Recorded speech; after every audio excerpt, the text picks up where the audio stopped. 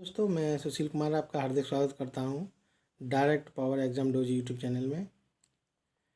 आज का विषय में जो है वो ये है कि आप सभी के बीएड की परीक्षाएं सकुशल हो चुकी हैं और अभी कुछ दिनों बाद आपके जब रिजल्ट निकलेगा तो उससे पहले आप क्या करें। अभी आपके सामने दो स्थितियां हैं। बीएड में करने के उपरांत आपके कई अन्य दरवाजे जॉब के भी खुल जाते हैं, जैसे प्राथमिक से लेकर और पीजी तक के टीचर बनने के लिए आपके बीएड करने के बाद ही रास्ते खुल जाते हैं। तो आज का विषय यही है कि बीएड पास करने के बाद क्या करें। तो मैं प्राथमिक से लेके पीजी तक क्या करना चाहिए इस समय, वो उसके विषय में बताना चाहूँगा। तो संपूर्ण जानकारी मैं आप लोगों को दूंगा। तो चलिए आइए शुरू करते हैं कि प्राथमिक विद्यालय में अध्यापक कैसे बने। उसके लिए पहले बीएड क्लियर होना चाहिए।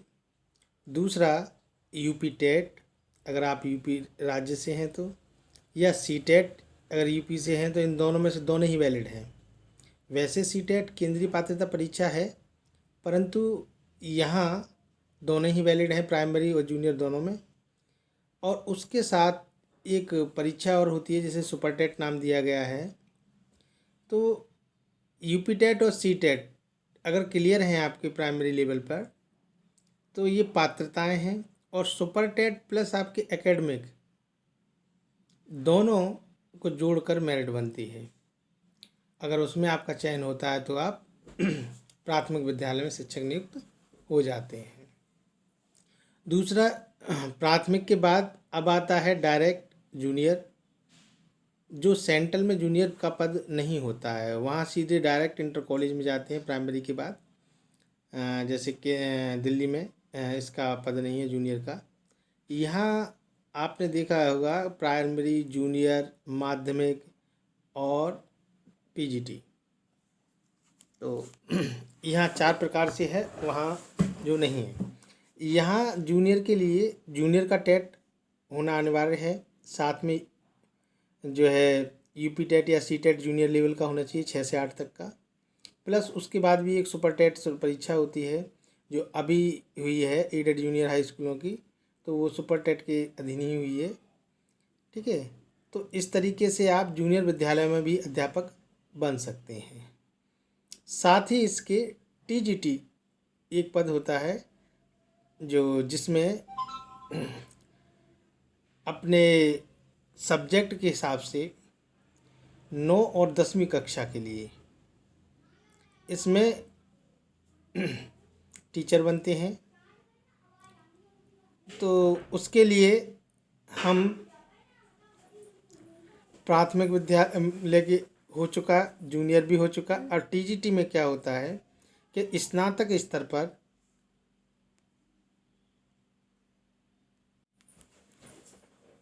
स्तर पर आपके जैसे मान लीजिए कोई 2 विषय होने चाहिए, या स्नातक स्तर पर 2 विषय 2 वर्षों तक होनी चाहिए।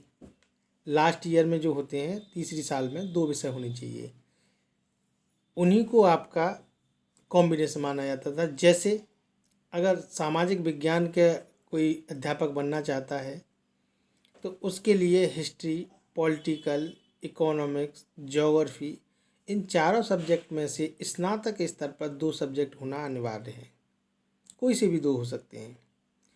तो वो लोग आप टीजीटी शिक्षक बन सकते थे।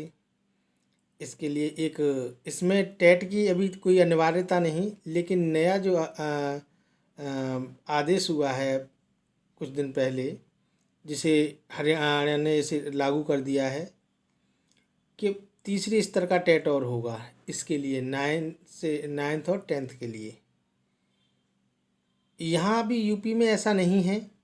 इसके लिए यहाँ अगर आपके पास कॉम्बिनेशन हाई स्कूल लेवल पर, ग्रेजुएशन लेवल पर 2 विषयों का है, साथ ही जो टीजीटी की ट्रेंड ग्रेजुएट टीचर जो होते हैं उनका एक परीक्षा होती है, उस परीक्षा में अगर आप अच्छे अंक प्राप्त करते हैं तो इससे पहले जो है इंटरव्यू होता था, लेकिन वर्तमान में इंटरव्यू ख़त्म कर दिया गया, केवल परीक्षा के आधार पर चयन कर लिया जाता है। तो आप अगर बीएड करते हैं और जो है ग्रेजुएशन लेवल पे दो सब्जेक्ट का कॉम्बिनेशन, तो आप टीजीटी के अध्यापक भी बन सकते हैं। नेक्स्ट है आपका पीजीटी, पोस्ट ग्रेजुएट टीचर, यानी परास्नातक के जो टीचर जो पीजीटी होते हैं वो एमए में किसी एक विषय से होना अनिवार्य होना चाहिए। इसके लिए बीएड अनिवार्य नहीं थी। ठीक है, 11 से लेके 12वीं क्लास कक्षा को पढ़ाते हैं ये लोग। और इसके लिए भी एक जो है परीक्षा कराई जाती थी उत्तर प्रदेश लोक सेवा आयोग से। उसमें परीक्षा के उपरांत एक इंटरव्यू होता था 50 नंबर का। दोनों के नंबर मिला के फाइनल मेरिट लिस्ट निकाली जाती है। और यदि दोनों में आपके अच्छे नंबर हैं और मेरिट में आप आते हैं तो सीधे आप टीचर बन जाते हैं। कुछ राज्यों में पीजीटी के लिए भी बीएड अभी अनिवार्य कर दिया गया है। तो आप लोगों के समक्ष टीजीटी प्राइमरी से लेके पीजीटी तक चारों प्रकार के टीचर बनने का अवसर है। यदि आप अच्छे से तैयारी करते हैं और एक योजनाबद्ध तरीके से तैयारी करते हैं तो निश्चित ही आप लोग सफलता पा सकते हैं। यदि बीएड के बाद अगर आप एमएड कर लेते हैं और यदि नेट कर लेते हैं तो आप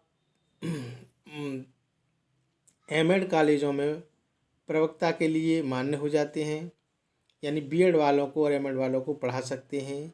उसमें एक तो आपका पीजी होना अनिवार्य है, दूसरा एमएड होना अनिवार्य है और तीसरा नेट होना अनिवार्य है। तो 3 चीज़ें अनिवार्य हैं। बीएड केवल प्राइमरी जैसे बीटीसी करते हैं या डीएलएड करते हैं या जेबीटीसी करते हैं तो ये प्राइमरी लेवल के लिए ही मान्य है।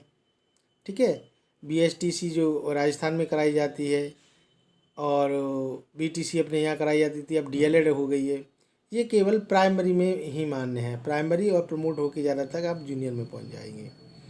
इसके अलावा टीजीटी पीजीटी में इनका कोई महत्व नहीं। लेकिन बीएड करने के उपरांत आप 2 वर्ष का बीएड करने के बाद प्राइमरी लेवल में भी वैलिड हैं, मतलब योग्य हैं, एलिजिबल हैं। अगर आपके पास टेट है प्राइमरी लेवल का, जूनियर लेवल में भी एलिजिबल हैं। अगर जूनियर लेवल का टेट है तो आपके पास टीजीटी में अगर कॉम्बिनेशन बनता है तो आप टीजीटी के लिए भी एलिजिबल हैं।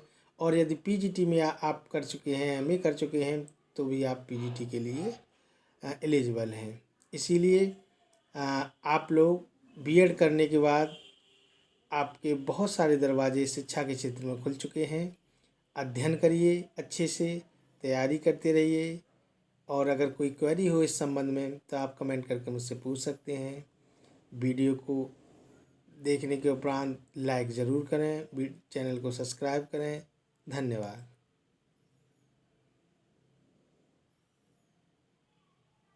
हो गई।